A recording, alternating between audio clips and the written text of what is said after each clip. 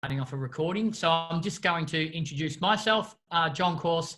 I'm the general manager and one of the founders of Vicious, along with Andy Van, who you'll be hearing from a little bit tonight. We decided to put these sessions together basically because we have a little bit more time in our hands at the moment, and we just wanted to, I guess, try and impart some knowledge and help the general community of dance music and DJs and producers with a few insights that, frankly, we would love every single artist that ever comes through the door to understand everything that we're going to talk about in these sessions, because it'll help us, but it'll also, you know, mean that you're progressing down the path to getting music out and doing it in a really positive and strong way. So I won't be doing too much apart from kind of hosting tonight, but we'll be referring to a couple of people quite a bit. So firstly, from the Vicious team, Damien, if you'd like to introduce yourself, let them know, everybody know what you do with us. Hey, I'm Damien. I am the marketing and product manager at Vicious Recordings, and I've been working at Vicious for around 3 years now, and work across the campaigns in the marketing aspects, from digital marketing to presenting releases to Spotify and radio, and branding and assets and overall strategy for the artists and the release campaigns. Yeah, and making sure, I guess, as well, like everything's connected and out on the most relevant DSPs, and that we know the trends and everything that's happening, and that we connect the catalog that we have at the label to the latest trends and make sure it's getting exploited as best as possible. Awesome. And our special guest, Angie Young from Exposed Media, if you'd like to introduce yourself and let everybody know what you do. Oh, thank you. Thanks for having me, guys. Yeah, my name's Angie Young, and I run a PR business called Exposed Media. And basically, I am the middle person between the artist / client, whether that be an artist directly, a record company, a promoter, anyone that's promoting a product or a service or a release or an event or a concert or anything music and entertainment related. I do the PR. So I am the middle person between, say, the artist, if they're releasing something and they want to go to radio or they want to promote something, then I'm the person that goes to media on their behalf. And I was just going to say a quick rundown of some of the things that you've worked on in the last couple of years. Yeah, well, I've worked, the most recent festival was Festival X, which is, when we look back on that now, it was like a few months ago, felt like 5 years ago. I worked on Stereosonic for 8 years. I've worked on concerts with like Armin van Buuren, Above and Beyond, Tiesto, Chic and Nile Rodgers. I do a lot of Carl Cox's PR in Australia, Mobile Disco, Pure, pretty much all the dance guys that come out for festivals, Calvin Harris. So, I mean, there's a heap of them to remember off by heart. But I also do non-music stuff too, but the main, probably 80% of what I do is music related.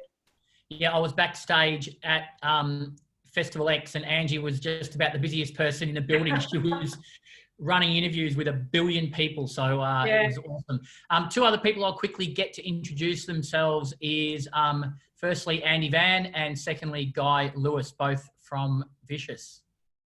Yes, hi, I'm Andy Van, head of A&R, and do the main A&R work for all the Vicious Recordings artists. Signings over the year have included Avicii, Dirty South, obviously Madison Avenue, which I was one half of, and many, many other artists, literally hundreds actually. We've been around for over 25 years, so we have signed a lot of artists and done hundreds and hundreds of releases for people that may not know the long history of the label. We did, by coincidence, Carl Cox's first ever release worldwide. We did a release with Sasha back in the day. So our history is very long, right from underground techno right through to, you know, vocal mainstream house. And my job is also, for people that are not 100% familiar with A&R, it's artists and repertoire. So basically it's about working with artists to get their songs to sound good, to work with them with singers, to help the release with PR, with artwork, with video clips, with promotions. Yeah, that's essentially my job. And Guy, quick introduction. Oh, sorry. I think you're on mute. Allow me to give you some voice. There you go. Hi. Yeah, hi, I'm Guy Lewis. I'm the A&R and label manager of Be Rich Records. Working currently with artists such as Dugong Jr., Illustrated, Wonderlux, Needs No Sleep, Friendless, amongst many others. Have worked in A&R with Peking Duck and Angademus, amongst many others as well, throughout my career at Vicious, which I started back in 2007 now. So yeah, that's me in a nutshell. I would also say you undersold yourself there, Guy. You signed and developed Peking Duck from zero to hero. So I think you've done an amazing job on that front. Thanks, Andy. So, you know, one of the, obviously last week we discussed A&R and music and making music and how to start things off and some tips along that front. I think one of the most important things to understand is something that a lot of people don't understand. I'm going to hand this to Angie to kick things off. And that is, can you let everybody know the difference between PR and marketing? Yeah, of course. So basically, sometimes they do cross over, but the distinction between the two is that PR is all about the image you're presenting to the media. So as the middle person between the artist and the media, you're trying to promote the facts, a positive image of your artist or product that you're working with, and just constantly building relationships and keeping them in the loop with anything that's going on, any wins, any updates, any forthcoming tours, any kind of newsworthy information that they need to know. It's very image and information based, whereas marketing is more, let's say, punter, you know, audience based. It's a bit more advertising and financially, you know, trying to make revenue at the end of the day. Whereas the PR is all about the imaging and just showing a positive and, you know, keeping in touch with media more so than advertising. So it's kind of imaging versus advertising in a nutshell. Yeah, and obviously in this day and age we're more in touch as artists, as labels, as producers, as DJs than we've ever been. So maybe some of the basic tools that you would consider you absolutely have to have if you're starting off and you're going to be releasing music. What are the absolute basics you'd expect an artist to have? Yeah, definitely. I mean, this is something that I've been kind of banging on about for many years, and it's astounding how many artists, even well-known, established artists, that don't have really good quality press pics. Some of them use the same press shots for 10 years, 20 years. It's really important. Wow. I normally, as a rule of thumb, say when you're starting a new single campaign or an album campaign, there should be, I mean, with everyone usually traveling across the world, it's very difficult to find time to do it. But generally speaking, you should have new press pics per campaign, because that's kind of, again, back onto the imaging. That's the image, the graphic that you'll be known for that particular release. And having fresh images is just so important. It's worthwhile paying a photographer to get professional pics done. Try and stay away from ones that have headphones or ones that are pointing out to the camera, because a lot of DJs tend to do that. I just always say, the DJ booth doesn't work. What's that? I said me just behind the DJ booth doesn't work. Yeah. And do some really kind of sultry poses on, you know, head tilted. So I think having striking images is what I usually say. Something that you look at and just go, wow, that's an incredible image, because sometimes that's the difference between getting a front cover feature and not. If your images are not up to par, it just won't happen. Yeah, awesome. I think, you know, people have this perception that it's very hard to get great images. And I'm going to have a quick throw this to Guy and Andy, because one of the things as an independent label that we do, obviously before there's managers involved and we get artists when they're very fresh, we often have to make these things. And there's a few things that I know both Andy and Guy have done as far as group photo shoots or liaising with other artists to get things so that the images look good. So I might just throw to Guy, you first, because I know you've done a few amazing photo shoots with our artists that you've hooked up and it hasn't broken the bank? No. I mean, it's really about finding the right photographer who, I guess, has the right idea about the look and aesthetic that you're looking to achieve with your shots. And it always helps to have references as to what you like and what you want to, you know, without trying to rip anyone off. You know, you see photos of artists that you love, and they appeal to you. Obviously, you know, the visual part of selling music is very important, as Angie said. So, you know, you're going to buy into a cool looking artist over, you know, someone who looks super jaggy with their headphones on, you know, holding a CDJ.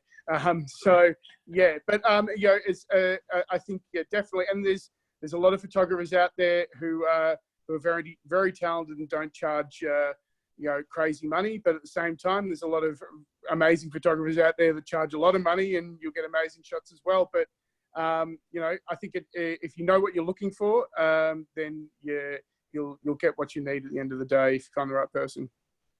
Andy, just before I introduce you for this question, I mean, Andy was involved with Madison Avenue. Everybody knows, obviously, Don't Call Me Baby.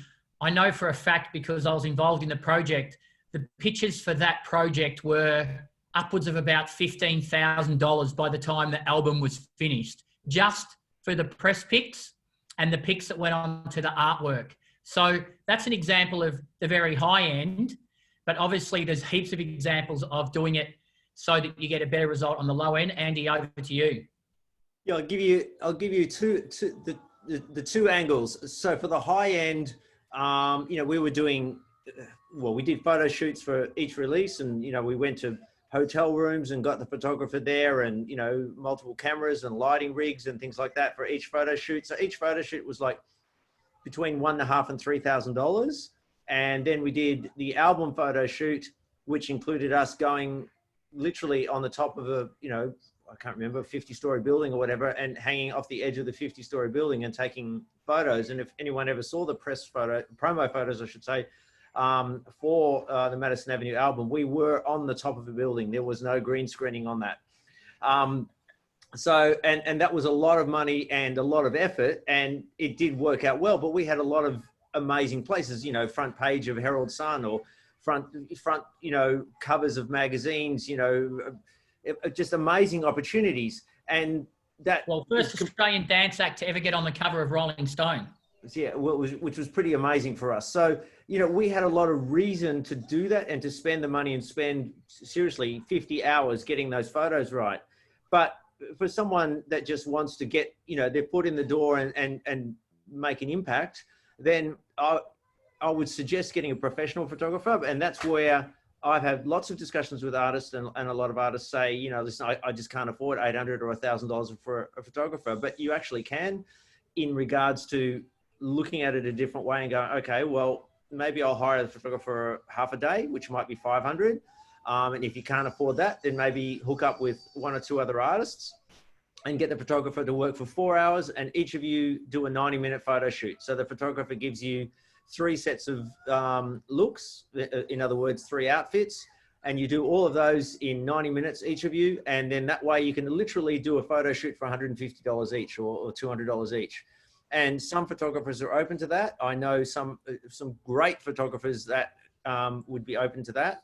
And that's a way to get an amazing photo shoot. And also, I should say straight away, have references. Have a mood board of photos that you send to the photographer before you do any photo shoot, and say, these are the type of looks and styles of photos that I want before you get to the photographer. Because you don't want to tell him on the day, I want to look like this or I want to look like that, because he needs to prepare backdrops, locations, lighting, everything. So you need to make sure you're got your ducks lined up there. But anyway, that's the 2 angles.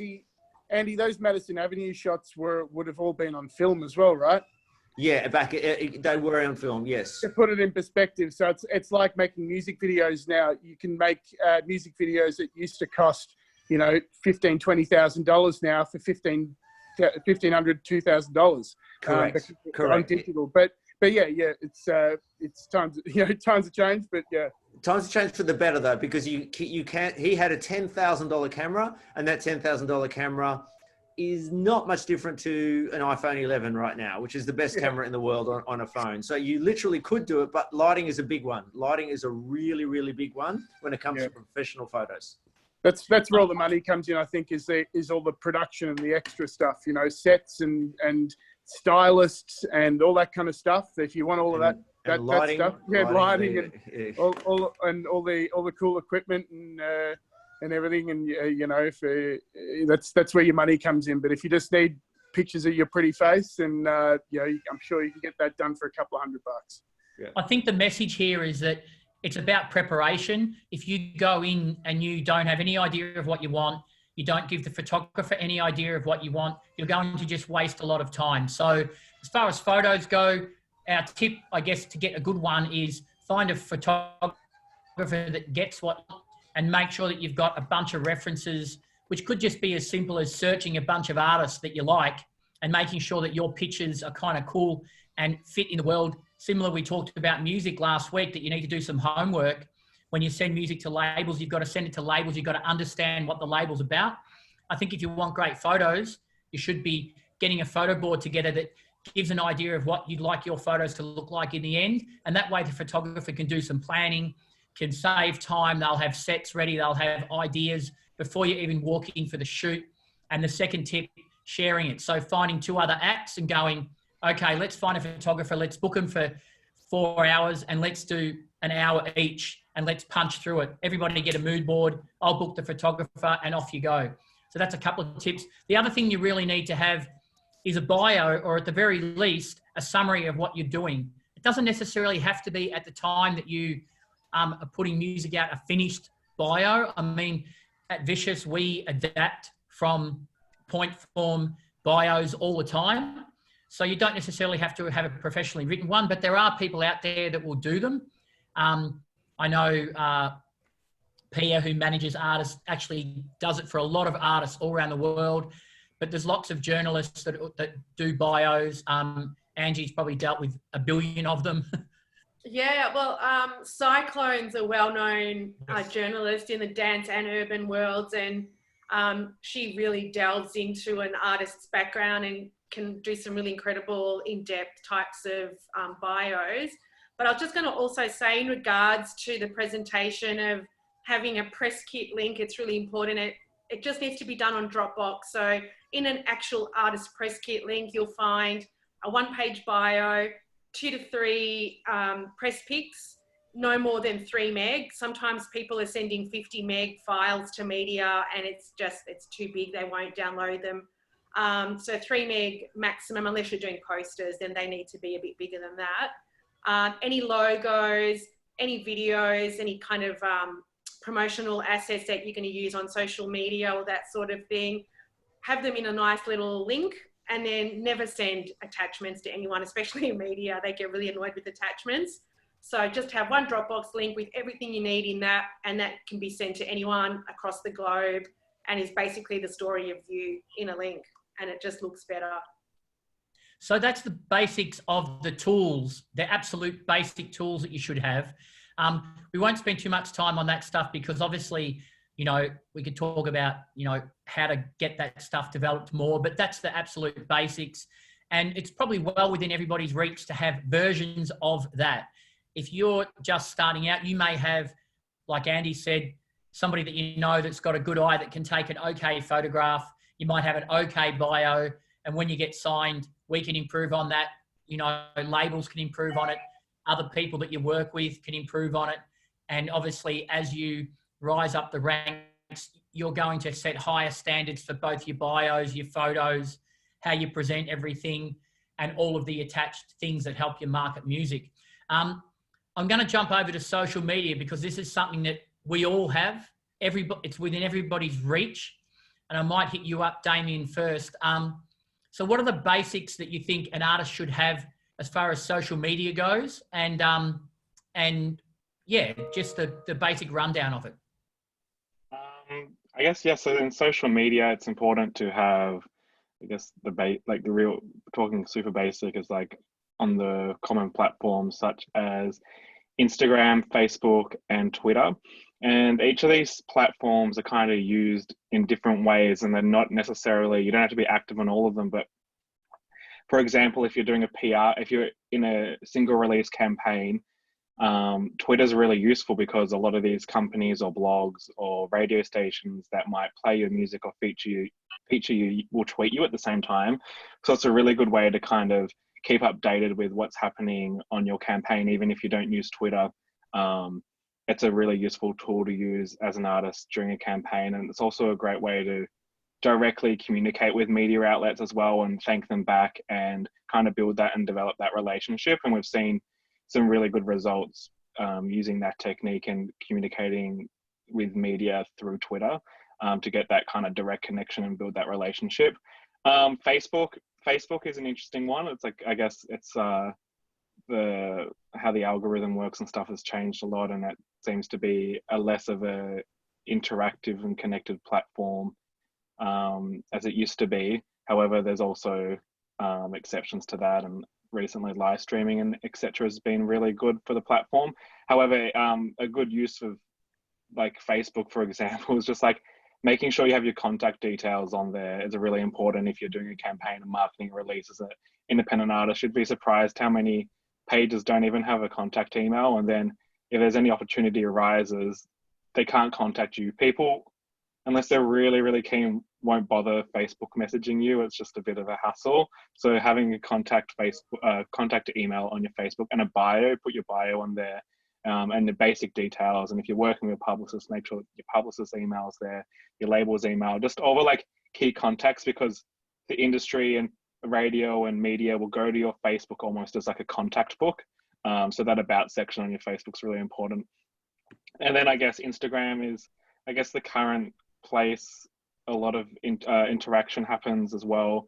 And we can cover tonight as well, just different ways and basic tips you can use to help grow, and the best practices to grow your audiences and the best practices to kind of do that and use the platform. And it's kind of simplistic, but a lot of people don't apply those skills. And if you do, you can kind of see some great results. For example, if you're finding, you might find actually like even why do some posts perform better than others, etc. And it just comes down, like a lot of it is to do with content, and a really good strategy to employ is trying to engage your audience as much as possible within the comment section. Comments is a key trigger for the algorithm.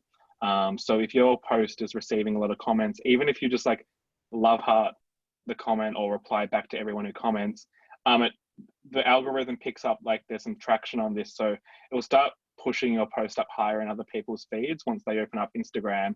And so you get more exposure that way. And you can see a real difference if once you've done a post, like keep monitoring it for within the first hour and keep trying to engage with any comments that come through and respond as soon as possible. And you'll start seeing like the amount of likes and engagement you get on that post, like 30 to 40% higher than other posts than usual, or a post that doesn't really entice commenting and engagement. So just like thinking about what posts and what your caption is to try and engage and capture that audience and try to foster that community online is really important. And now you might be like, well, I'm kind of new to Instagram. My page doesn't have any followings. I don't have a fan base.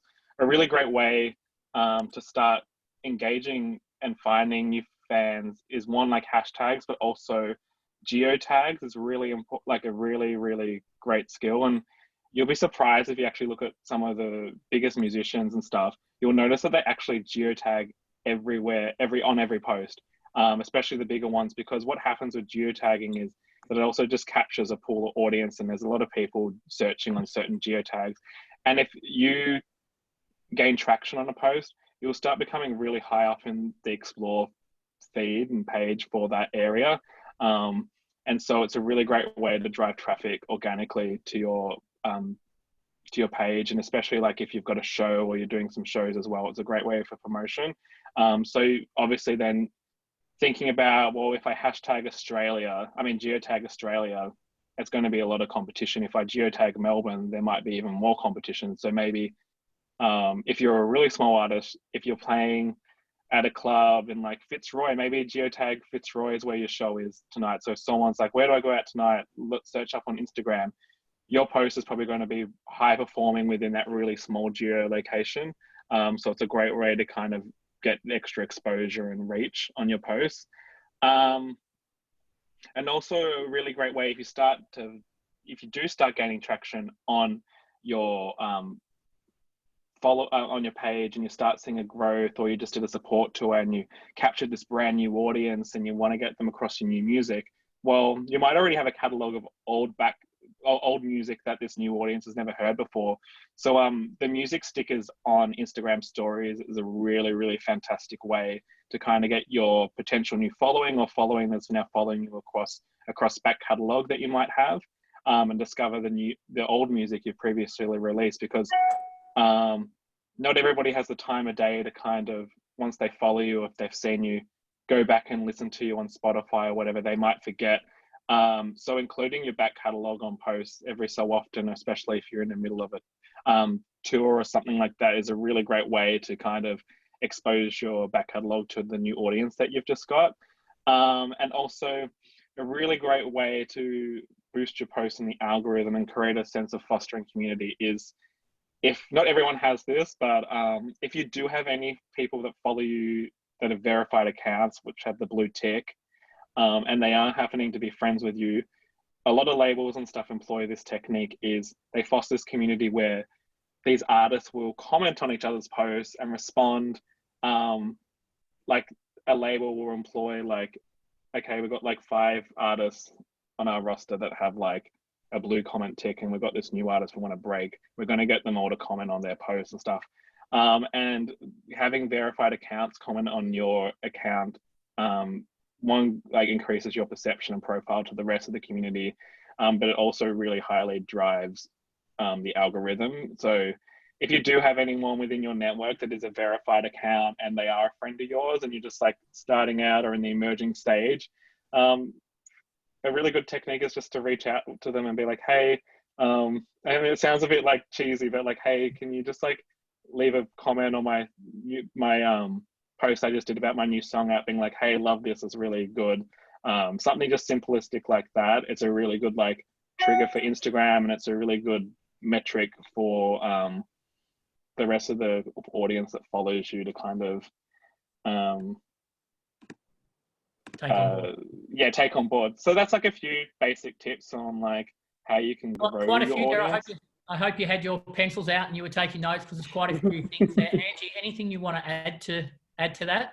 Yeah, I was just going to add 2 things. Firstly, forget the fact they're in isolation times at the moment, but there are optimal times to be posting. So usually 7 a.m, 2 or 3 p.m, or 7 p.m. are the great times where most people are engaging as well. You don't have to stick to those, but they're usually, rule of thumb, the good times to do your postings.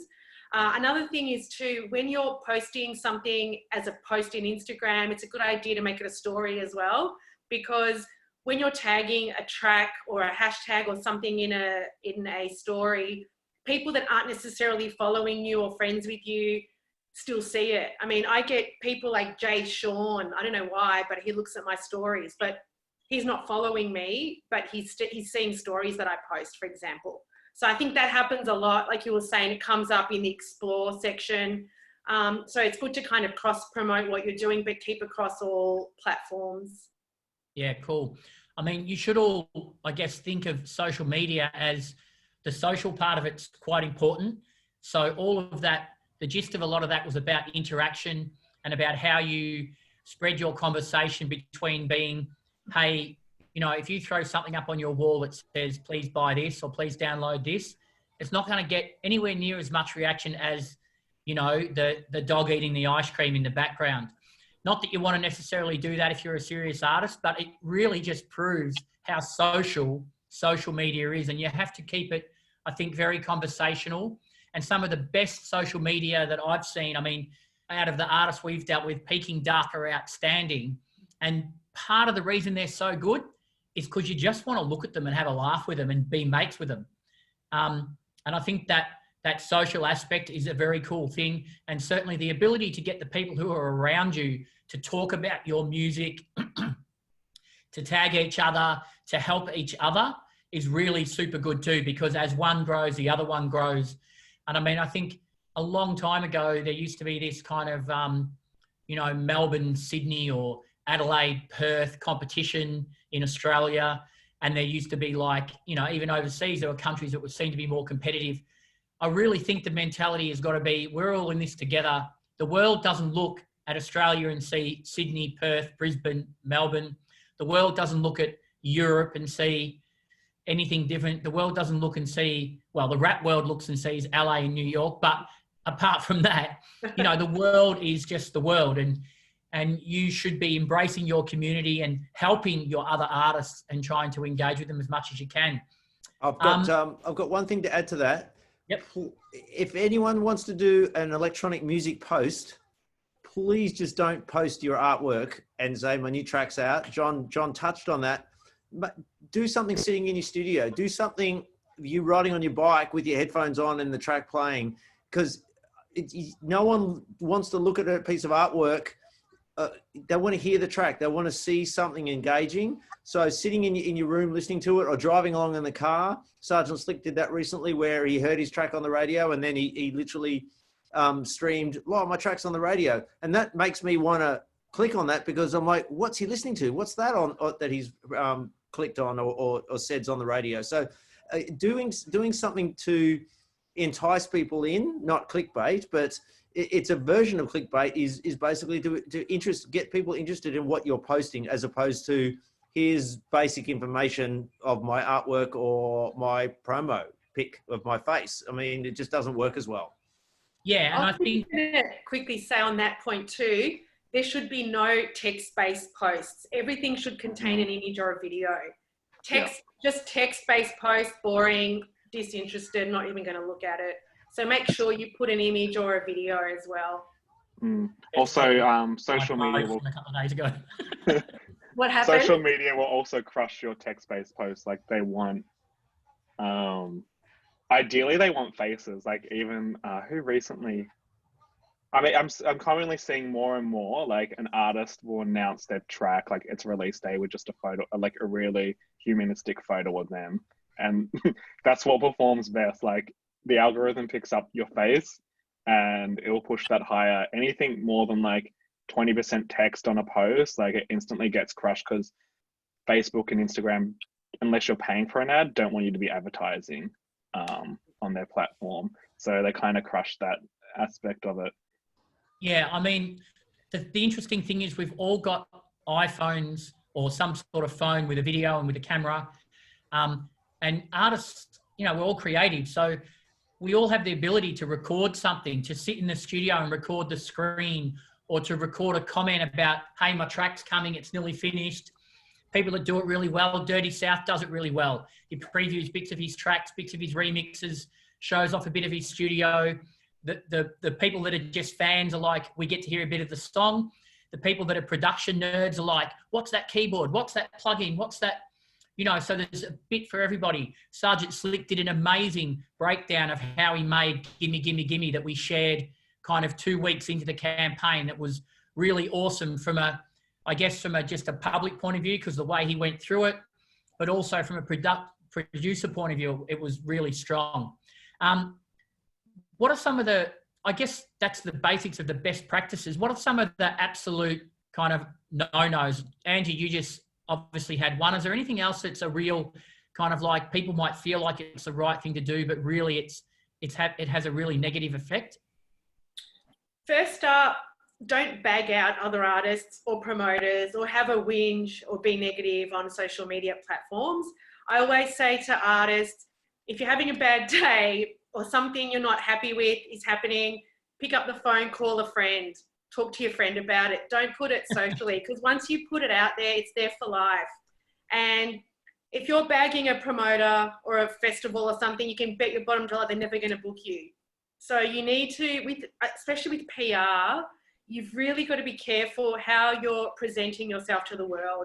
And we're living in a global atmosphere now. It's no longer city-based or Australia-based. So when you're putting something out there, expect the world to see it. My motto is, unless you're happy for the world to see what you're saying, don't post it. Simple as that. And you can rub people up the wrong way. You can put people off. I know for a fact, if I see someone that's really difficult, I personally don't want to deal with them. I want to help up and coming artists that are good people, are grateful, and are passionate about what they do. They're not drainers, just draining lives every single minute of the day. No one wants that. So you've just really got to be careful. I see people on Twitter every day whinging about something, complaining about something. And unfortunately, Twitter is a bit of a whinge fest at the best of times, but there's people watching you. And that's where I guess my PR hat always is on. Be really careful about how you're presenting yourself to the general public. Be careful what you're saying and who you're talking about, because it can come back to you and not in a positive way. And also be quite, just further to that, I won't mention who the artist was, but there was an artist that made basically a prejudice slur against the LGBT community. And that artist then was basically dropped from his agency, from festivals. His career over one post was over. It was unbelievable how fast, and I was very proud that because his comments were terrible. But if you just look at that on a lighter level, if you just make some silly joke about a gay person or some silly joke about an overweight person, that can be perceived not as a joke, but as a really nasty thing to say. So that would be one of the greatest mistakes anyone could make. So that would be my... For reference for everyone, that was 10 walls. Yes, yeah. Good point. Good point, though. I don't mind you saying that, Guy, because that's right. It's just not in today's world. You either accept or get out. That's my opinion. And I think that doesn't mean you can't have opinions on, you know, what you're doing and the basic things of the world that people won't get offended over. You can still have your position on what you do and your philosophy about music. And, you know, Deadmau5 obviously is somebody that's been very outspoken in social media, but he was a superstar when he did it. So it didn't affect his career in a major way. It may have won him some fans. It may have lost him some, but he had so many that it didn't make or break his career. And there's other artists that have been, I guess, quite outspoken. I mean, it was interesting when the techno DJ was taking the mickey out of EDM on one of the documentaries that was online, and then he crossed paths with the artist, and it was Martin Garrix that he was taking the piss out of. And then he crossed paths with him, and he quite liked him, and he was like, oh, I kind of feel bad about what I said now, because I can see you're very musical, and he saw he was a really nice guy. So you've sometimes got to think, you know, just talk about your own thing and your own music and other people's music that you love, because you don't need to tell people that you don't like something. You just put it to the side and do what you do and talk about what you do. I think it's a great positive way to deal with things. Yeah. Actually, I might just add just on Martin Garrix as well, John, that, and I always tell people this story because I just think it's phenomenal. Like a couple of years ago, he was out in Australia, I think it was for Ultra, and he was the most generous, kindest person. He came into the room, and anyone that was in the vicinity of where this interview was taking place, he went up to them, he either shook their hand, hugged them, introduced himself before he did his interview. The camera person, the assistant, the publicist, the whoever. He didn't just walk on in and let's do this and walk out. He made a point of introducing himself to everyone. So that was amazing. Some people have really good, I guess, manners. I mean, you could look at it as a PR thing too, but you can tell when they're genuine or not. But he genuinely made a point of shaking everyone's hand, introducing himself. And I thought, you know, and for a young guy, he was, you know, quite young at the time. I thought that was pretty amazing. I mean, the most amazing thing is that, you know, when you think about that exact scenario, and it's the same when you're meeting people within a record company or within your record company or within a marketing company or whatever, they're the people that are going to go into bat for you when it comes time for your records to get promoted, for them to go to radio.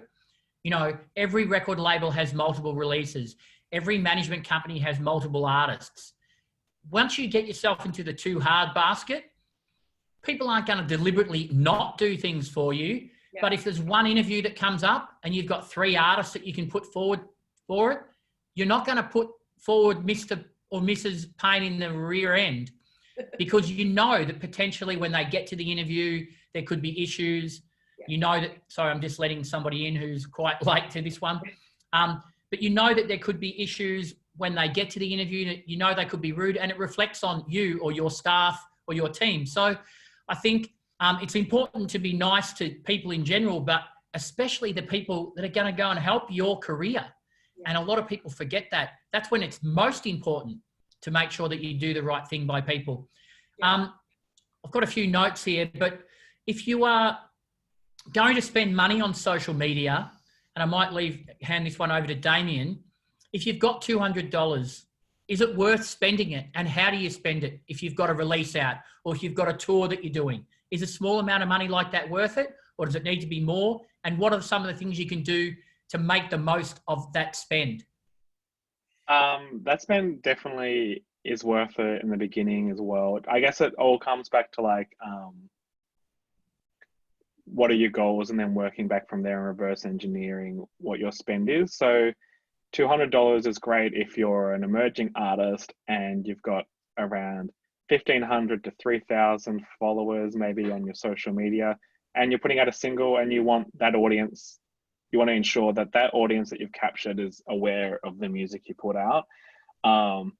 It's a really great tool. However, if you're like songs at radio and you want to see it increase up the charts and blow up more, you probably need to look at like spending $5,000 to $10,000 on social media. So spending the $200 is not even worth it, because you're not going to see the results you need. And back on that, a great way to make sure you spend your money wisely is Facebook's on the ads, use Facebook's ads manager, and also use their automatic placement feature. So this allows their machine and their algorithm to place your ads where it's best performing. You pretty much can't outperform Facebook.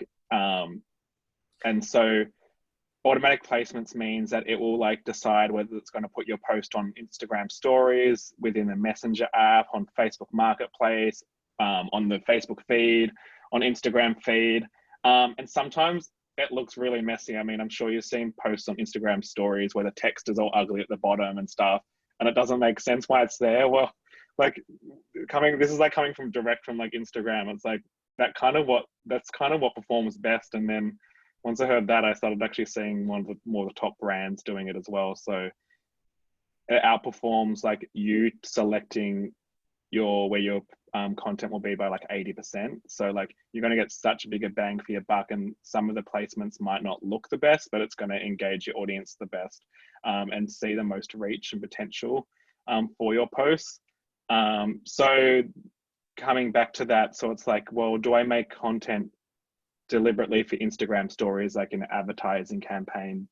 I've got a new single out and I've like done it, the dimensions of the Instagram stories, and I'm going to boost that out and it'll just appear on Instagram stories. It will work, but it's not going to perform as best, and you're not going to see the best bang for your buck. I think I'll just jump in there for a second. One of the things you touched on that's really important is planning and having some idea of what you're trying to achieve. Yeah. There are so many platforms where you can throw money at them, throw posts at them, throw music out. I mean, we often have artists say, oh, I've got this little tune ready. I don't want to sign it because I don't think it's strong enough, but I just want to throw it out there. Can you put it on Spotify for me? And it's kind of like, okay, why do you want to do that? What are you achieving? So I think one of the things that every artist can do is you can stop and you can think about why you're doing things. And once you realize why you're doing it and what you're trying to achieve, then you can go, well, hang on, if I'm trying to achieve, which is obvious, if you're trying to achieve, more people to click through to Spotify, you've got to make sure that your strategy includes links to Spotify, or, that's just off the top of my head. But the point is that if you think about what you're trying to achieve, you can kind of reverse engineer it and go, okay, I want to try and do this. how do I get there? And then you can look at the different tools that are available to get there, as opposed to the other way around. Oh, there's lots of people on Facebook. I'll spend some money on Facebook. You know, it might be the worst place to spend it. It might be the best.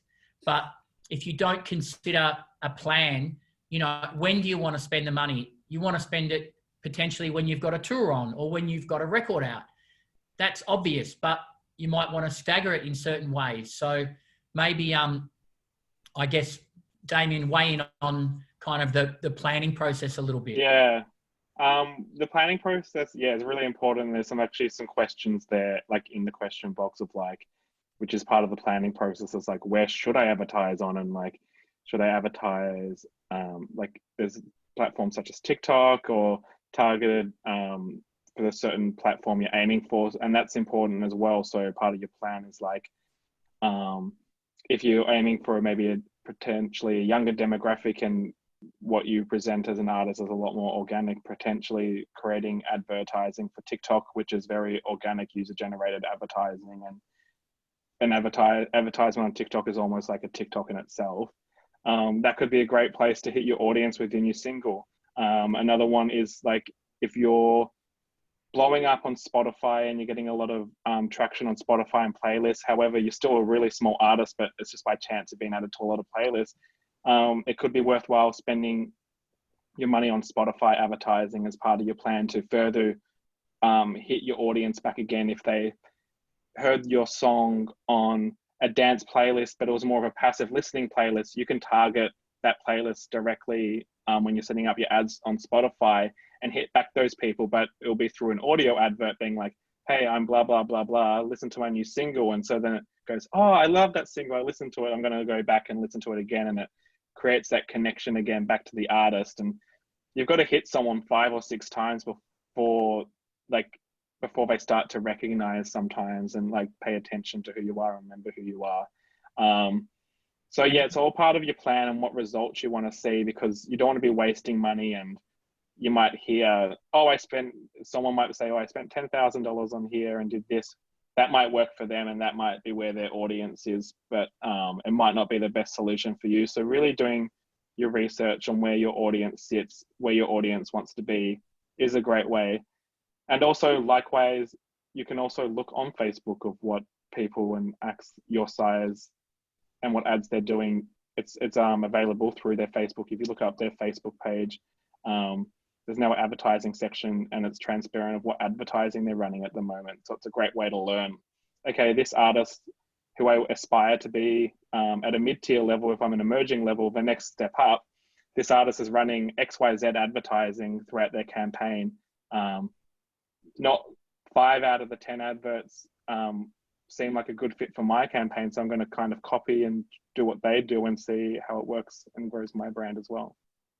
Angie, you want to weigh in on some of the planning stuff as far as a campaign goes over a release or a tour? Well, I mean, in terms of, do you mean like start to end, or? Yeah, kind of like, you know, if you've got an artist that's kind of doing, say, a national tour around Australia, or even, you know, 3 or 4 gigs in one city, if you work with somebody at that level, you know, what's some of the plan, like how far out are you planning? How far out are you sending information to various radio stations, to various blogs, to various magazines, stuff like that? Well, if it's like a club tour, let's say, that's treated a little bit differently to a festival. So with the festival, like something like Festival X, we plan 5-6 months in advance for that. That's a big one.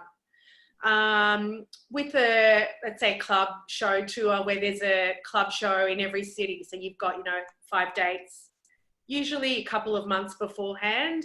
So the press release would go out to media. We do follow-ups for interviews, you know, for ticket giveaways, on-ground promo. So when the artist is in town, they'll do interviews at radio, and the whole, you know, the spectrum of media consists of radio, print, online, and TV. So they might do a appearance, or, you know, we use Andy as an example with the Madison Avenue 20th anniversary of Don't Call Me Baby. Andy did some amazing TV stuff. He, you know, he did Morning Sunrise in Sydney. He was a presenter at the Arias because it timed in with the 20th anniversary at the time. He probably did like, I think about 20 odd interviews. So, you know, with the club tour, it's very similar. It depends on, again, how big the artist is. Usually if it's a big named artist, they'll probably do 20, 30 interviews easy. Yeah. They'll do, you know, they'll do radio in person. They'll do pre-tour phoners from wherever in the world they are. Oh my God, just talking about events, it just seems so foreign right now. Yeah. I guess one of the messages from both those guys is it's momentum as well. So, you know, you don't want to do things randomly, and this is where the planning comes into it, because it's eyes and ears across a record or a tour. So if you're flicking through social media and you see something about it, then you see an Instagram story later in the week, then you see the song in a Spotify playlist by that artist, then you're tuning to Triple J and they do a guest mix, and suddenly you're hearing about this at multiple touch points because there's been some sort of planning on it, as opposed to some random, we'll just go here, go there and go wherever. We're right. getting Usually a tour will tie in with a single release or an album release as well. That kind of maximizes the promo as well.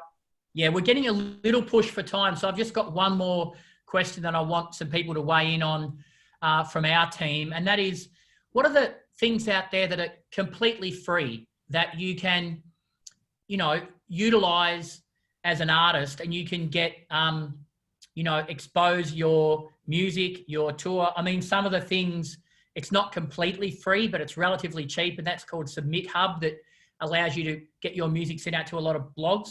But what are some of the other things? I know that APRA, Sounds Victoria, Sounds Australia, lots of places have bits and pieces. What are a few tips from everybody on the panel? Jump in at any time. Some great things to do, I guess, marketing is like marketing yourself out there within the industry, because if your reputation grows, or your manager's reputation grows, or your label team's reputation grows, there's grants available. And a lot of those grants come from people like APRA, Sounds Australia, Creative Victoria, Australia Council, and they can help fund a market. You can get grants for a marketing campaign. You can get grants to record an album. There's quick response grants if you get offered a tour, but you don't have the instant cash flow. But it's kind of like a good, strong grant is a really great application, but it's also being like a part and connected within the community, and the, you know, the assessment panel changes every time. But if the people on the assessment panel across you and have met you and know you that you're a really good person and they can trust you with spending money, it's super beneficial. And also, you know, just being aware of those things in general means you can apply for them and get them. And you'll be surprised, like the success rate you can get from applying for grants. And really it's money you don't have to pay back. It's you just got to spend it how you said and acquit it well. But yeah, getting out there, being connected with those peak bodies is really important. Just jump in there for a second. It means that you should be connected with, you know, Sounds Victoria if you're in Victoria. You should be connected with Sounds Australia. You should be connected with APRA, which is basically your musicians union if you're a songwriter. All of these places have initiatives that are funded by the government or funded privately. One of the most famous ones is the Young songwriting competition. You know, obviously if you're writing, you know, dubby electronic music, you may not qualify for that and you may not be able to get anywhere in it, but there's a lot of things out there that can help you. So that's just some. Angie, what about any other things that you can think of that you've used or Guy? Depending on the genre of the release, Triple J Unearthed is a really good one to upload to. Submit Hub you've mentioned. Spotify, you can, as a label or as an artist, you can upload to certain playlists as well. Apple Music do like artist features and you can pitch stuff to them directly. And speaking of Spotify, just to jump in there for a second, I mean, nearly everybody we deal with, at least half of the people that are signed to our label are DJs. And a DJ's job is to curate music when they're in a club. you can make playlists on Spotify for free, and you can curate, you can share that playlist with your fan base. It doesn't cost you any money, and it builds the flavor of what you do as a DJ, and potentially it also builds the flavor of what you do as an artist if you make music similar to what you DJ with. It's completely free, and you've already got an audience that buys into you being the expert that supplies musical knowledge to them on the dance floor in a club. So why wouldn't you do it through things like Spotify and Apple Music? I mean, it astounds me how many DJs don't have a Spotify playlist, at least one, if not multiple ones. So I think that's something that everybody can do for free as a DJ that's only going to help you build. And then when you do put music out, potentially you build an audience that are following you on Spotify without even making a record yet. So that's a good little sneaky cheat one. I'm going to let everybody ask some questions, or I will look at this chat room, excuse me, and we'll get some questions from people. So just having a look here from Robbie, how do you get mailing lists or contact details for artists who are like or may like what you're making, and what's the best way to get onto the right Spotify list for your artists? Wow, we'd all love to know the best way to get onto Spotify lists, wouldn't we? Yeah, it's that's not an easy one to answer, and definitely not for something in this PR and marketing, but it's very hard to do. And the other one is mailing lists. I would just suggest you don't necessarily, you need to, I think you need to have something, and it's the same question for when do you get a manager? It can be answered in the same thing. You're only worth something when you're worth something. So if you're running around trying to get a manager for an artist that you've only got small songs, you're kind of running before you're walking. So I would suggest making songs, making bootlegs, putting them up on SoundCloud, putting them up on YouTube, hopefully not getting any strikes, but putting things up to try and expose yourself on a almost street level, a very granular, a very slow level. So people start to notice and recognize you. Literally handing a USB to a DJ can work. Sending stuff to labels, say, hi guys, really respect your label. Here's something that I've been working on. Those are ways to expose yourself. All of them are free, and it does help you to expose. And you're not going to get a manager unless you're the greatest songwriter in the world on your first track. So you just need to do steps to get there. And yeah, not necessarily something in the marketing meeting, but that's some advice on the manager and on the mailing list front, because no one's going to give you a mailing list outright. It's just not going to happen, and you won't get opened by anyone. Even major record labels and labels like Vicious, we only get 20 to 30% open rate of when we mail to DJs. So, and that's a label with a history. So it won't benefit you to get 500 DJs from around the world in their lists, because I don't believe any of the DJs would open your email. Guy, I might just get you to quickly weigh in. What are some of the kind of DJ portals out there for people who do bootlegs where they can share them and get them out to the DJ community? I mean, there's a lot of great Facebook groups and online communities. I mean, Rob, hi Rob. You're part of some really good Facebook groups that I'm part of as well. Especially very genre specific to what you do. You're on the right track with what you're doing there, 100%. So that end of things is really cool. And yeah, I mean, there's definitely things like DJ pools, like DJ City, Digital DJ Download, and a few of those ones. If you can get your unofficial remixes / bootlegs through to those guys, that's a really good way of getting unofficial stuff into the hands of the the everyman DJ, I guess you want to call the guys that the resident DJs at the clubs that play everything from underground, mainstream, open format. And even genre specific stuff. But I found that's been really good. I mean, the online platforms such as SoundCloud are not great anymore, obviously, because if you're doing something that contains copyrighted material that you don't own, you leave yourself open to having your page, blacklisted and that kind of stuff. So but yeah, I mean, I think the online communities are really important, and just connecting with people, reaching out to cold to people. Sometimes you never know who's going to write back.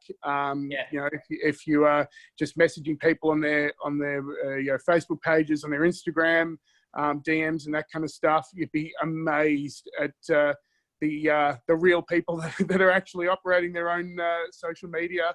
So it's just about knowing who your audience is and targeting the right people, and just give it a crack.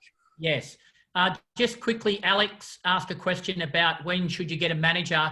Next week's session, which is going to be 10 a.m. next Thursday, is going to be all about management, what they do, how they do it, when to engage them, how to build your profile with them. So we'll go over that in next week's session. There's a few questions here that I've got. Rory, a great one to Angie.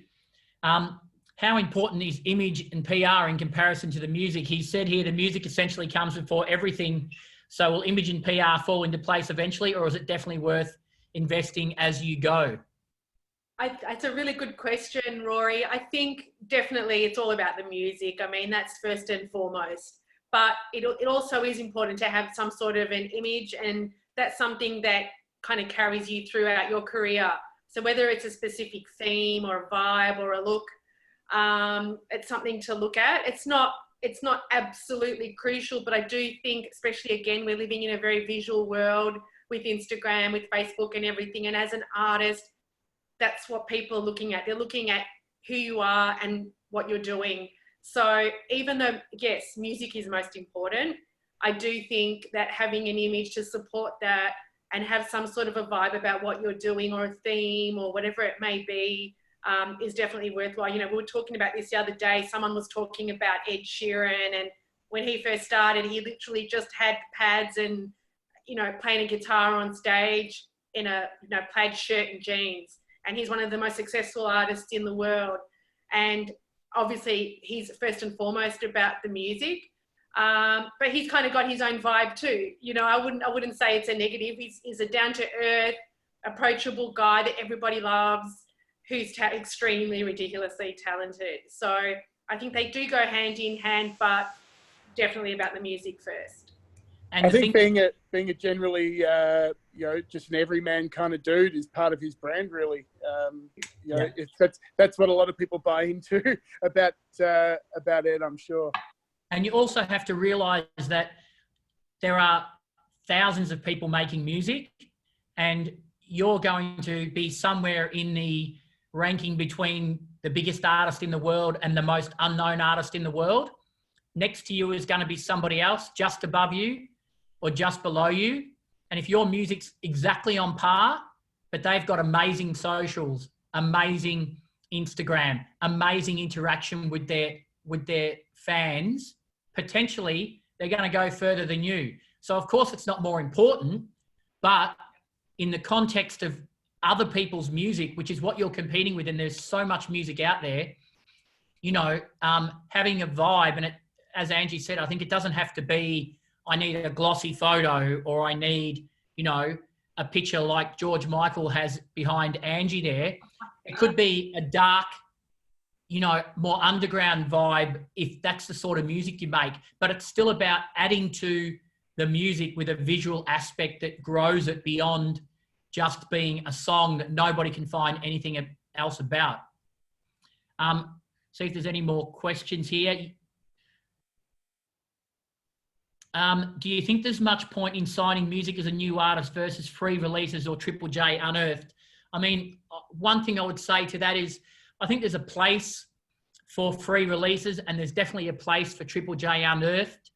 And there's a point where you want to be signed, and there's a point where you want different sorts of deals. I mean, there's no one size fits all.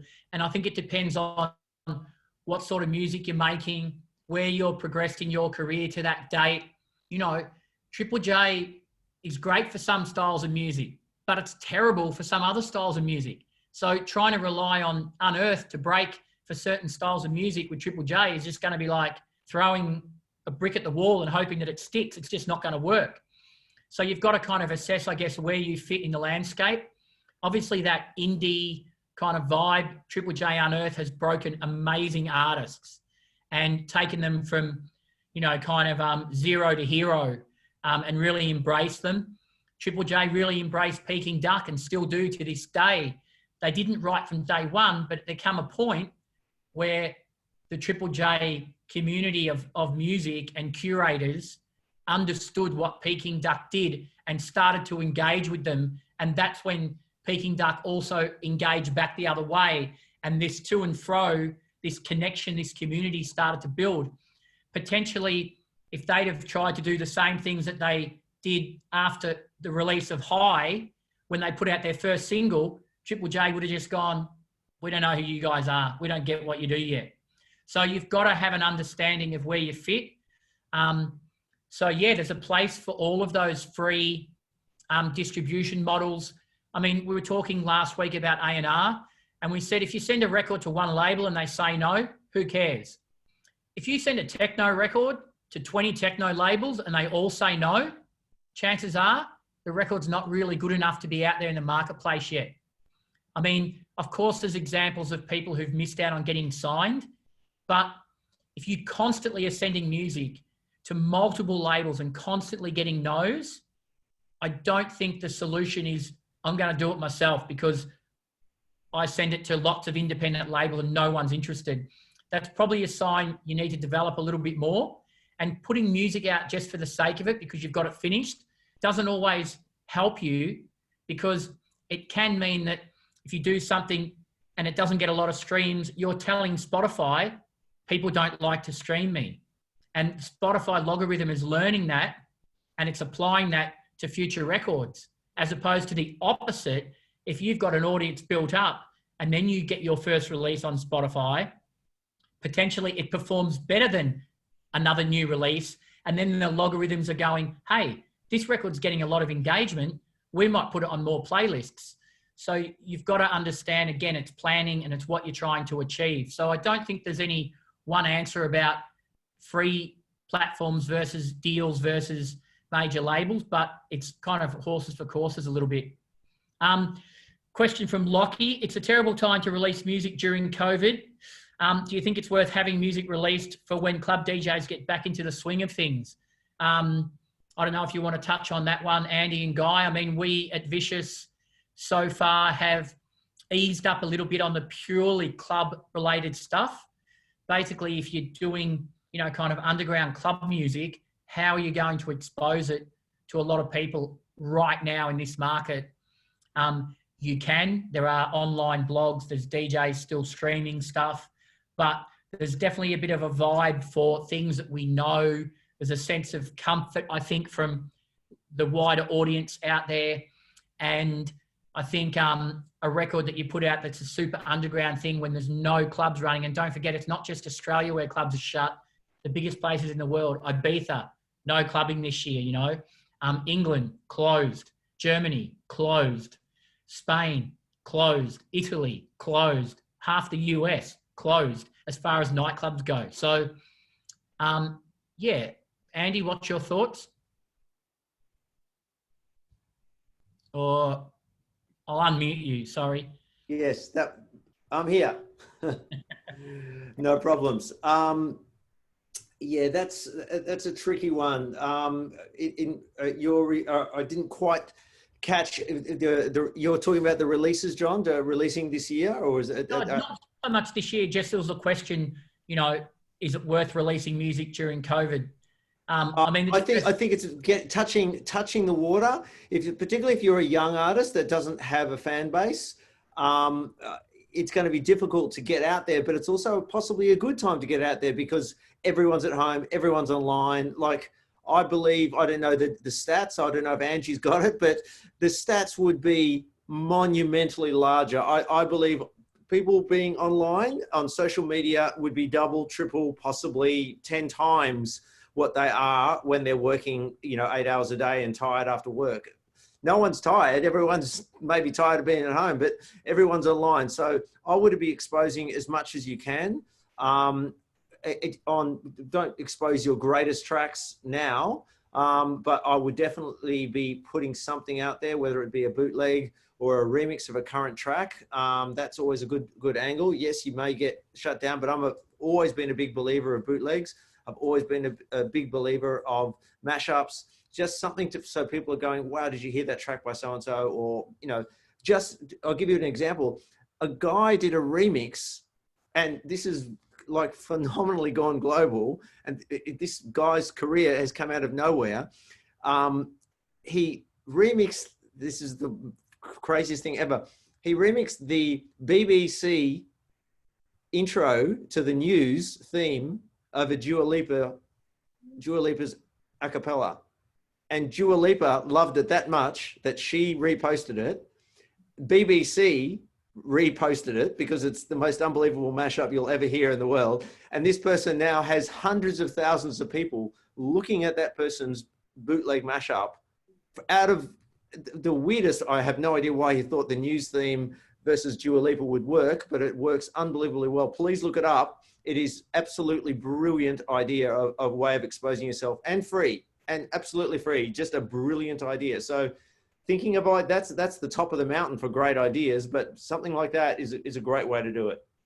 Yeah, I mean, to summarize, I guess, something that's resonated with me and a lot of people that I speak to is, it's a really strange time for everybody. And there are opportunities that come out of this that wouldn't normally be there. One example is just that we're not going to have probably any international touring for the rest of this year, which is a great thing if you're an Australian artist. It's a great thing that, you may not have had room to get on a tour that goes to Sydney and Brisbane and Perth because it might have had Patrick Topping on it, or it might have had somebody else. Now you may get that opportunity to be on the end of a tour with another artist, or you may get a chance to play in Sydney.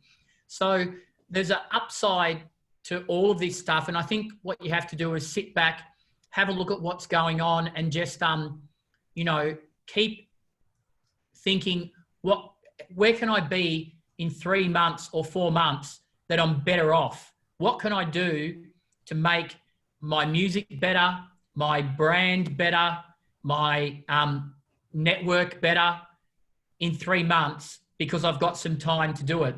If you're an artist and we come out of this and you've got a Facebook page and it doesn't have an updated bio, you're failing miserably because that's so simple to do. And that's what you've got to think. What are all the little boxes I can tick to make things better for my career in 3 months' time when we come out of this? And if you're not taking steps forward, basically the other people will be. So that's probably something to keep front of mind. We're going to have to wind it up. So I want to thank everybody for joining us. You'll see behind me, I've got a Red Bull fridge here, and the kind people at Red Bull have given us a little offer for all of the people who've tuned into this. They're going to send you some Red Bull out. I've just pasted a link into the chat. Unfortunately, if you're watching from overseas, we can't help you because it's the Australian Red Bull office that got in touch with me. So if you want to click on that and get yourself some Red Bull sent out. Next week, we're going to be doing another session Thursday morning at 10 a.m. We're trying to change the times around so that different people from around the world can tune in. Thanks to Angie. Really appreciate your time. Thank you. Thanks for having me. And I might just do a little PR plug here for John. Catch him on Saturday nights at 7 p.m. on his Facebook Live. So many people are loving it. So thank you for your time on that, John. Oh, pleasure. Awesome. And thanks to Guy, Andy, Damien from the team, everybody else for tuning in. And we look forward to seeing you. Next week's one's going to be all about management. So if you want some insight into that, see us then. Apart from that, thanks everybody. Good night. Yeah, thanks, guys. Thank you. Bye.